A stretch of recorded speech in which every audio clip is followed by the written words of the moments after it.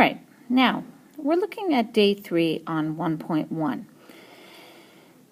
Here what we're going to talk about is the idea of functions and function notation. So we're going to look at graphs, and we're going to look at equations, and we're going to look at mapping diagrams. So to recap, how to use mapping notation is basically you have two ovals, you put the x's in order. So in the first oval is the x's in order from lowest to highest.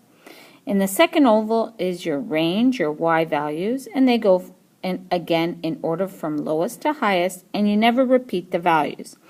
And the x's map on to the y's, and if you'll notice here, this makes a function because every x, there is only one y. So, now in the second one, we're going to see, again, the x's are listed in order from lowest to highest. The y's are listed in order from lowest to highest. None of the numbers ever repeat. And we have some numbers that go to different numbers, but notice here at -1, in -1, it maps on to both -5 and 6, and because of that, it means that the second mapping notation is not a function. It's only a relation. Okay, because for every x, there can only be one y, and -1 maps on to two y's, therefore it is not a function. Now, to list the domain and range of a mapping notation or mapping diagram, you just list it as a set that x equals, and you list the values in order, not repeating. And the range you do the same. Y equals the numbers in order, not repeating. So you can state the domain and range of any relation. So the next one, even though it's only a relation, we can still state the domain and range. Now, next part is you have to understand that oftentimes when we're talking about functions, every function has a special name. So that function, any function, can be represented as f at x. F at x represents a function of f with x as the variable. So we pronounce it again as f at x, and important enough that instead of using y, a second variable, we use f to represent the name of the function, okay, and the variable that we're using, so f at x. Now we use in the brackets the variable that we're using, so only one variable, some function f with x as the variable. Now we could call it g at x, h at x. The whole idea is x is our variable, and f, g, and h would be considered the name of it. So f, let's say, represents Fred. Now, for example, if I wrote f at x equals x squared plus 3x plus 2, all that means is, see this f at x? Well, f at x just says that, okay, this is my formula, x squared plus 3x plus 2, with x's in it. Notice there's x's, no other variables.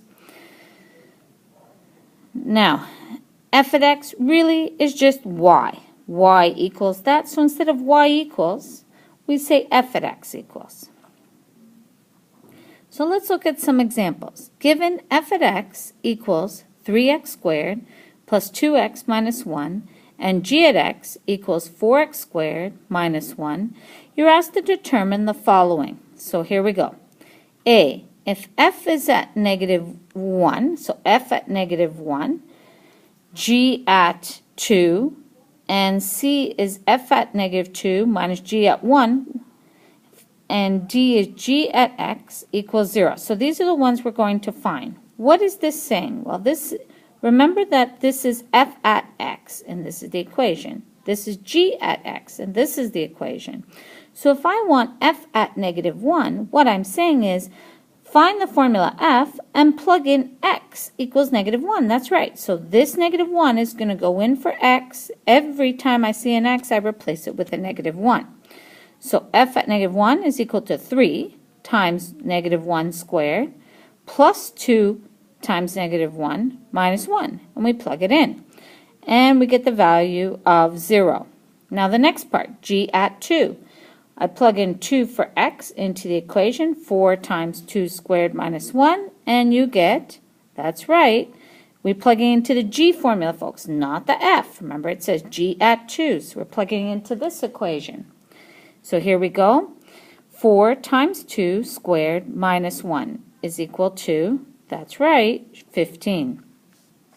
Now, the next part says f at negative 2 minus g at 1. F at negative 2, we plug in negative 2 into the f.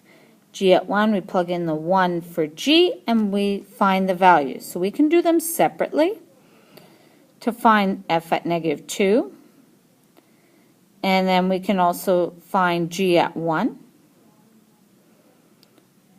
Again, we do it separately, and then we put it together, and we find out that it equals 4. Now, this, folks, is one way to approach this question. There is another way, and we're going to look at that in just a minute. So, let's do this part and try and see what other way we could approach this question. What we can do is just erase all this and try this question again. How can we approach this question without having to do it in different parts? Well, here goes, folks. What we can do is we can try and do this in one step. Let me show you. In one step, what we would do is write it as f at negative 2 minus g at 1 is equal to, now we plug in the f formula with negative 2, and we plug in the g formula with 1. So this is our f formula, f at negative 2, minus our g formula, which is 4 times 1 squared minus 1. So we can do them separately. All right, so the idea is that we do f at negative 2. So f at negative 2, this is all our f at negative 2. We plug in g at 1, this is all our g at 1, and we work with this as one question. Now those of you who understand this, you're more than welcome to do it this way. Those of you who like the other way, you can use it the other way. You will not lose marks. The idea is that you approach it the way you understand it. 4 times 1 squared is 4 minus 1. So again, this is our f at negative 2. This is our g at 1.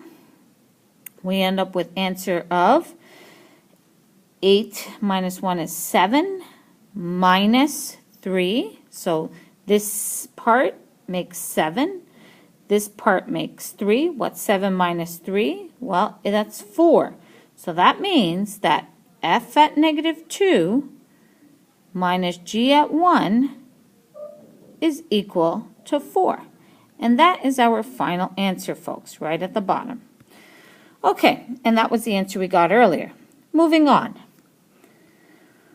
Looking at g of x equals 0, what is that saying? Well, I'm going to say what this says is instead of g of x, we're going to use the equation. G at x equals 0, so we find our g equation up here. This is g at x. We make this equal to 0. So 0 is equal to 4x squared minus 1, and we want to solve for x. So move over the 1. 1 equals 4x squared. Move it over again. Divide by 4. X 1/4 is equal to x squared. So here we move the minus 1 over. Became 1 is equal to 4x squared. Move the 4 over. Becomes 1/4 is equal to x squared. And now what we want to do is take the square root. Okay, x is equal to the square root. Now when we take the square root, remember there are two possible numbers that could be squared to give you positive. One could be positive, one could be negative, because when you square a negative, it still also becomes positive. So we have to include both possible cases. The square root of 1/4 is 1/2, and we take both possible cases. Now, some of you may have looked at this question a little differently. If you looked at it by factoring, that's a great idea, but we'll be looking at factoring a little bit later on. Okay, moving forwards. Example 2. You're asked to represent the following as in a mapping diagram. So let's move backwards a bit. Sorry, guys. There we go. And we're going to represent this in a mapping diagram. I want you to take the time now to try and draw the mapping diagram. Pause your video now and draw this. Okay, you're back. Wonderful. First step, draw 2 ovals. Put the first oval, the domain, so that's all the x values in order from lowest to highest. Put all the y values in order from lowest to highest. Do not repeat numbers. And then move the x's to the y's just as such. And then if you're to look at this, is this particular graph a function? That's the question. Is this a function? Hopefully you're answering yes it is, because for every x there can only be one y. All of these x's only have one y. All right, so for some extra practice, if you haven't already done so, try and do these questions in a mapping diagram and then determine if each is a function. It's probably a good idea to try and practice these, kind of like an extra practice.